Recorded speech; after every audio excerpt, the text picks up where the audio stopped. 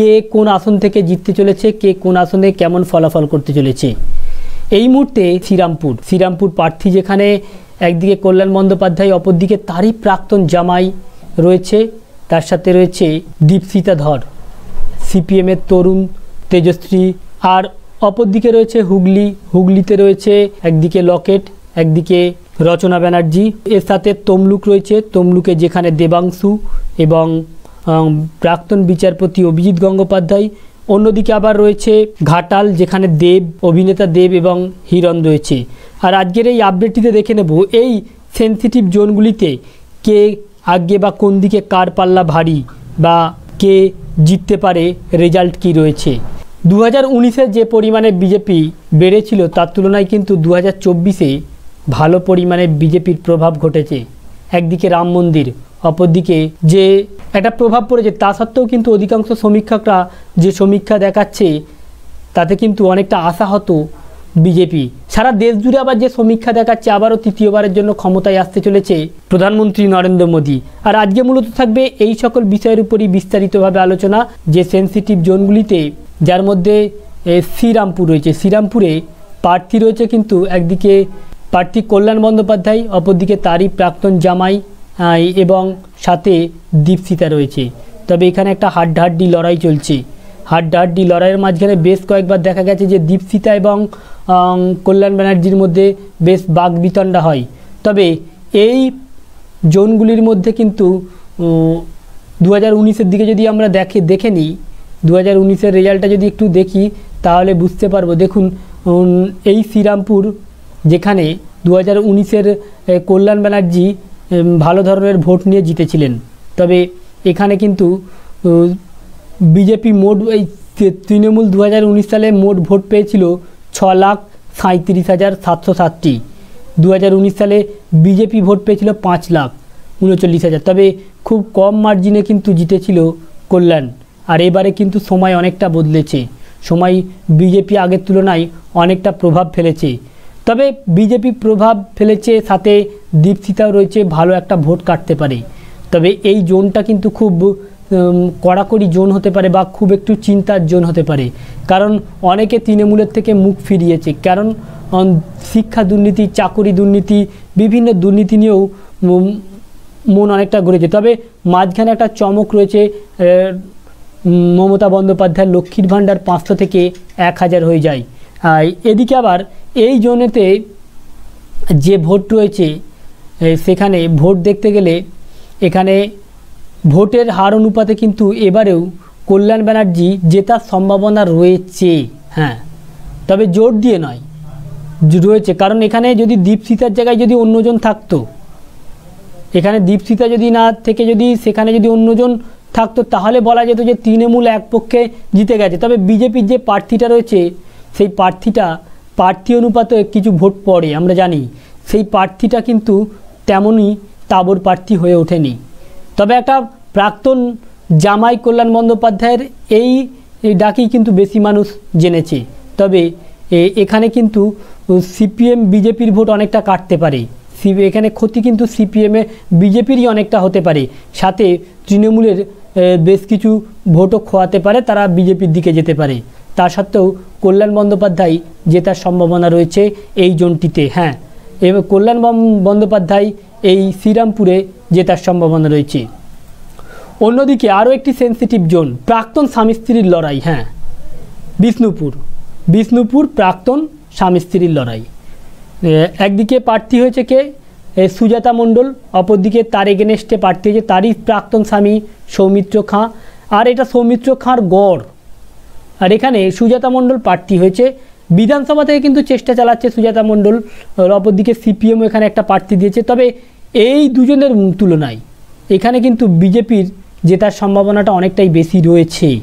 এই তমলুকের লড়াইটা কিন্তু এবারে সারা পশ্চিমবঙ্গের মধ্যে ব্যাপক একটি লড়াই, 42টা আসনের মধ্যে সবথেকে বিরাট একটি লড়াই এই তমলুকে, হ্যাঁ, একদম ঠিকই শুনেন। কারণ কেন, তমলুকে বিজেপি এমন একজনকে প্রার্থী করেছেন যে প্রার্থীকে যারা একসময় গড বা ভগবান আখ্যা দিয়েছে, সেই সমস্ত দুস্থ চাকুরি প্রার্থী যাদের চাকুরি খোয়া গিয়েছিল, যাদের চাকুরি বিক্রি হয়েছিল, তারা উপনাম দিয়েছে ভগবান। চাকুরি প্রার্থীদের ভগবান, দুর্নীতির জম যাকে বলা হয়। কারণ তার বিচারাধীনতি এত তথ্য পাওয়া গিয়েছে, এত চাকরিতে দুর্নীতি হয়েছে পাওয়া গিয়েছে। এদিকে বিজেপি যখনই তিনি বিজেপি ছাড়লেন বা যখনই তিনি বিচারপতিত্ব ছাড়লেন বা অফার যখন বিজেপির থেকে পেলেন, পাওয়ার পরে কিন্তু তিনি তড়িঘড়ি বিজেপিতে চলে আসে। একদিকে তার প্রতি চাকরি প্রার্থীরা কিছুটা ক্ষোভ থাকলেও যে আপনি বিচারপতির জায়গায় ঠিক ছিল, তা সত্ত্বেও কেন আপনি এখানে চলে এলেন। বৃহৎ স্বার্থে তিনি বলছেন যে বৃহৎ স্বার্থের জন্য বা সমাজ থেকে এই দুর্নীতি তুলতেই তিনি রাজনীতিতে প্রবেশ করেছে কারো কারো দাবি। তবে বিজেপিতে আসার পরে বিজেপি কিন্তু একটা ভালো জায়গা পেয়ে গিয়েছে। অপরদিকে এমন একটি জায়গা, যে জায়গাটা কিন্তু শুভেন্দুর গড় বলা চলে। এই মেদিনীপুর থেকে স্বয়ং মুখ্যমন্ত্রী মমতা বন্দ্যোপাধ্যায়কে হারিয়েছে শুভেন্দু। এই এমন একটি জায়গায় অভিজিৎ গঙ্গোপাধ্যায়কে দাঁড় করিয়েছে, প্রাক্তন বিচারপতি অভিজিৎ গঙ্গোপাধ্যায়কে। অপরদিকে এর সাথে সিপিএমের যে প্রার্থীটা রয়েছে, সেটাও কোনো ছোটোখাটো প্রার্থী নয়, তাবর একজন প্রার্থী। কে? অ্যাডভোকেট সায়ন বন্দ্যোপাধ্যায়, সায়ন ব্যানার্জি। তারও একটা প্রভাব প্রতিত্ব রয়েছে বা তার পাবলিক ফিগার রয়েছে। সিপিএম এমন একজনকে প্রার্থী করেছে। আর দেবাংশু তাকে তো সবাই চেনেন। খেলা হবে গান দ্বারা দেবাংশুকে বাচ্চা থেকে বাচ্চা পর্যন্ত চিনে গেছেন।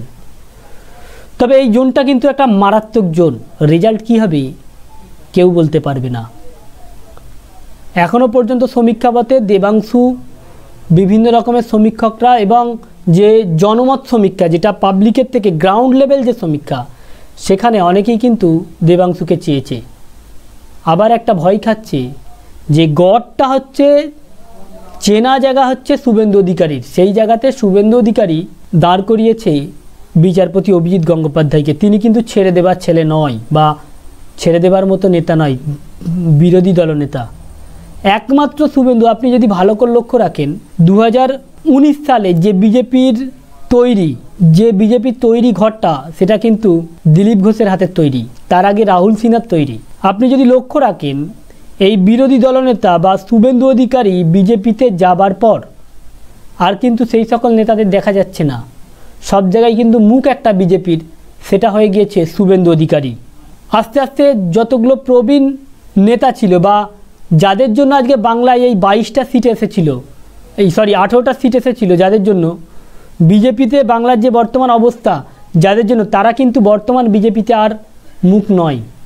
এখন তৃণমূল থেকে যাওয়া শুভেন্দু অধিকারী হয়ে গেছে বিজেপির মূল মুখ। আর এই শুভেন্দু অধিকারী বিজেপিতে যাওয়ার পরে আপনি কি আর বিজেপির কোনো নেতাকে বাংলাতে দেখতে পাচ্ছেন? চারিদিকে শুভেন্দু জয়গান। সুকান্ত মজুমদার তার পরে কিছুটা দেখা গেলেও সব দিক কিন্তু শুভেন্দু অধিকারী। এখন বঙ্গ বিজেপি যেন কন্ট্রোলে শুভেন্দু অধিকারীর। এটা আমাদের কথা নয়, এটা দাবি করছে বিজেপিরই একাধিক নেতা, যার ফলে অনেকেই ক্ষোভ উগরে দিয়েছে। আর এই তমলুক কেন্দ্রে সেই শুভেন্দু অধিকারীর মনোনীত প্রার্থী অভিজিৎ গঙ্গোপাধ্যায়, সাথে কে রয়েছে? সাথে সায়ন বন্দ্যোপাধ্যায় এবং এগেনেস্ট রয়েছে দেবাংশু। এই জোনটা কিন্তু খুব সেন্সিটিভ জোন। এই জোনটা কি হবে এখনও পর্যন্ত বলা যাচ্ছে না। তবে এখনও সর্বশেষ রিপোর্ট, অধিকাংশ সমীক্ষক যেটা দাবি করছে, সেই রেজাল্ট অনুপাতে দেবাংশু কি আদৌ এখান থেকে বেরোতে পারবে? দেবাংশু সেই ক্ষমতা রয়েছে কি বা সেই ভোট পাবে কি? তবে পাবলিক ওপিনিয়ন অনেকজন অনেক কিছু বলেছে। কেউ বলেছে তরুণ যুবক আগামী দিনে কাজে আসবে। দেবাংশু যেভাবে মানুষকে বুঝিয়েছে যে আমি দিদির খুব কাছের, আপনাদের দায়ী বিপদে বা যে কোনো কাজের জন্য ছুটে আসতে পারবো, কিছু মানুষ হলেও দেবাংশুর মুখের দিকে তাকিয়ে 60-40 হয়ে রয়েছে।